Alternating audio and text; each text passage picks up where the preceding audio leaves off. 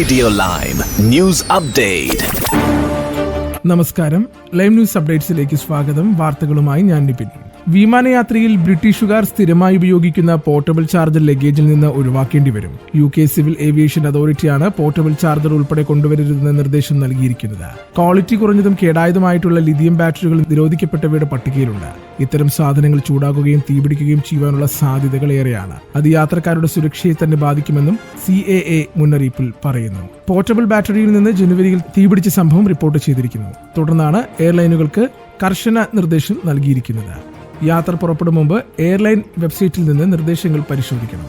ഫ്ലൈറ്റിനായി ബാഗുകൾ പാക്ക് ചെയ്യുമ്പോൾ നിരോധിച്ചവയുള്ളതായിട്ട് പലരും മറക്കും. അതിനാൽ ജാഗ്രത പാലിക്കണമെന്നും അധികൃതർ നിർദ്ദേശം നൽകി. UK-യിൽ ഷുഗർ ടാക്സ് കൂടുതൽ ഭക്ഷണ ഉൽപ്പന്നങ്ങളിലേക്ക് വ്യാപിപ്പിക്കുവാൻ സർക്കാർ തീരുമാനിച്ചു. ഇതിന്റെ വെളിച്ചത്തിൽ മിൽക്ക് ഷേക്കുകൾക്കും മറ്റും അടിസ്ഥാനമാക്കിയുള്ള മധുര പാനീയങ്ങൾക്കും ഷുഗർ ടാക്സ് നൽകേണ്ടി വരും. ഡയറി അധിഷ്ഠിത പാനീയങ്ങൾക്കും ഓട്സ് അല്ലെങ്കിൽ അരി പോലുള്ള പാൽ ഇതര ഭക്ഷണങ്ങൾക്കും നികുതിയിൽ നിന്നുള്ള ഇളവ് അവസാനിപ്പിക്കുന്നതിനായുള്ള നിർദ്ദേശങ്ങൾ സർക്കാർ ആലോചിക്കുന്നു. ലെവി വർദ്ധിപ്പിക്കുന്ന കാര്യം സർക്കാർ പരിഗണിക്കുന്നതായി ചാൻസലർ റേച്ചൽ റീവ്സ് കഴിഞ്ഞ വർഷത്തെ തന്റെ ശരത്കാല ബജറ്റിൽ പ്രഖ്യാപിച്ചിരുന്നു. ഔപചാരികമായി സോഫ്റ്റ് ഡ്രിങ്ക്സ് ഇൻഡസ്ട്രി ലെവി എന്നറിയപ്പെടുന്ന പഞ്ചസാര നികുതി അമിതവണ്ണം കൈകാര്യം ചെയ്യുന്നതിനുള്ള ഒരു മാർഗമായി കൺസർവേറ്റീവ് സർക്കാർ 2018 ഏപ്രിലിലാണ് അവതരിപ്പിച്ചത്. പാനീയങ്ങളിൽ അനുവദനീയമായ പരമാവധി പഞ്ചസാരയുടെ അളവ് 100 മില്ലി ലിറ്ററിന് 5 ഗ്രാം മുതൽ 4 ഗ്രാം വരെ കുറയ്ക്കുവാനുള്ള നിർദ്ദേശങ്ങൾ ട്രഷറി തിങ്കളാഴ്ച സ്ഥിരീകരിച്ചിരുന്നു.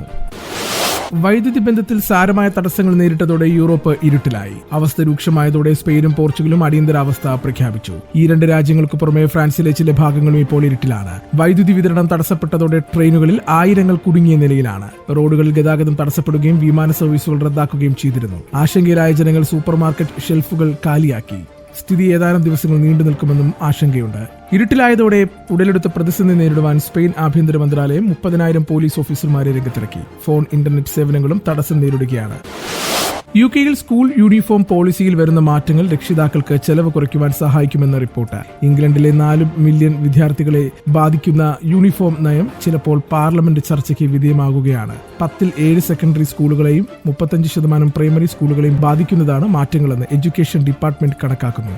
ഈ സ്കൂളുകൾക്ക് നിർബന്ധിതമായി നൽകാവുന്ന ബ്രാൻഡ് ഐറ്റങ്ങളുടെ എണ്ണം 3 ചുരുക്കുകയും സെക്കൻഡറി വിദ്യാർത്ഥികൾക്ക് ഒരു ബ്രാൻഡ് ടൈ കൂടിയുമാണ് നൽകുവാൻ കഴിയുക. ഇനി നാട്ടിലെ വാർത്തകൾ. വയനാട് മാനന്തവാടിയിൽ ബസ്സുകൾ കൂട്ടിയിടിച്ചൊട്ടേറെ പേർക്ക് പരിക്ക്. കാട്ടിക്കുളത്ത് വെച്ചാണ് കർണാടക RTS-ഉം ടൂറിസ്റ്റ് ബസ്സും തമ്മിൽ കൂട്ടിയിടിച്ചത്. പരിക്കേറ്റവരെ നാട്ടുകാരും അഗ്നിരക്ഷാസേനയും മെഡിക്കൽ കോളേജ് ഹോസ്പിറ്റലിൽ പ്രവേശിപ്പിച്ചു.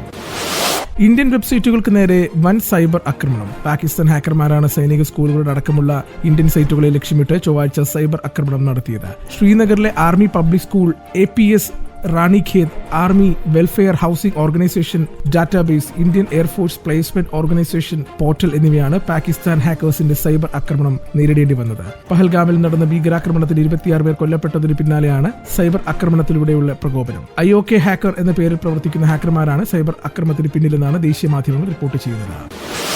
LDF സർക്കാരിന്റെ 4ാം വാർഷികത്തിന്റെ മറവിൽ നടക്കുന്നത് വൻ അഴിമതിയാണെന്ന് കോൺഗ്രസ് നേതാവ് രമേശ് ചെന്നിത്തല. ആഘോഷത്തിന് ചെലവഴിക്കുന്ന 100 കോടിയിലധികം രൂപ സ്വന്തക്കാർക്കും ഇഷ്ടക്കാർക്കും വീതിച്ച് നൽകുകയാണെന്നും പാവപ്പെട്ട ആശാ വർക്കർമാർക്ക് 1 രൂപ പോലും വർദ്ധിപ്പിച്ചു നൽകാത്ത സർക്കാരാണ് ധൂർത്താഘോഷം നടത്തുന്നതെന്നും രമേശ് ചെന്നിത്തല പറഞ്ഞു. വിഴിഞ്ഞത്ത് പ്രതിപക്ഷ നേതാവിനെ വിളിക്കാത്തത് മുഖ്യമന്ത്രിയുടെ അല്പത്തമാണ്. ഉമ്മൻചാണ്ടി സർക്കാരിന്റെ കുഞ്ഞാണ് വിഴിഞ്ഞം പദ്ധതി എതിർത്ത അന്നത്തെ CPM സംസ്ഥാന സെക്രട്ടറിയാണ് പിണറായി വിജയനെന്നും മറക്കരുത്. വനിതാ നേതാവായ PK ശ്രീമതിയെ പോലും കമ്മിറ്റിയിൽ നിന്നും പുറത്താക്കി. ഇനി കായിക വാർത്തകൾ. 14-ാം വയസ്സിൽ IPL സെഞ്ചുറി നേടി ക്രിക്കറ്റ് ലോകത്തെ ഞെട്ടിച്ച വൈഭവ് സൂര്യവംശിക്ക് 10 ലക്ഷം രൂപ സമ്മാനമായി പ്രഖ്യാപിച്ച് ബീഹാർ സർക്കാർ. രാജസ്ഥാൻ റോയൽസിനായി വൈഭവ് തകർത്തടിച്ച് സെഞ്ചുറി നേടിയതിന് പിന്നാലെയാണ് ബീഹാർ മുഖ്യമന്ത്രി നിതീഷ് കുമാർ 10 ലക്ഷം രൂപ സമ്മാനമായി പ്രഖ്യാപിച്ചത്. ഗുജറാത്ത് ടൈറ്റൻസിനെതിരായ മത്സരത്തിൽ 35 പന്തിൽ സെഞ്ചുറി തികച്ച വൈഭവ് IPL-ലെ വേഗമേറിയ 2ാമത്തെ സെഞ്ചുറി തികച്ച താരമാണ്. IPL-ൽ സെഞ്ചുറി നേടുന്ന പ്രായം കുറഞ്ഞ താരവും വൈഭവ് തന്നെ. സമൂഹമാധ്യമത്തിൽ പങ്കുവച്ച പോസ്റ്റിലാണ് വൈഭവിന് നിതീഷ് കുമാർ 10 ലക്ഷം രൂപ പ്രഖ്യാപിച്ചത്. 2024-ൽ വൈഭവ് സൂര്യവംശിക്കൊപ്പം പകർത്തിയ ഫോട്ടോ സഹിതമാണ് നിതീഷ് കുമാറിന്റെ പോസ്റ്റ്. ഇന്നത്തെ പൗണ്ട് വിനിമയ നിരക്ക് 114.18 രൂപ. ഇതോടുകൂടി വാർത്തകൾ കഴിഞ്ഞു. കൂടുതൽ വാർത്തകൾ അടുത്ത ബുള്ളറ്റിൽ.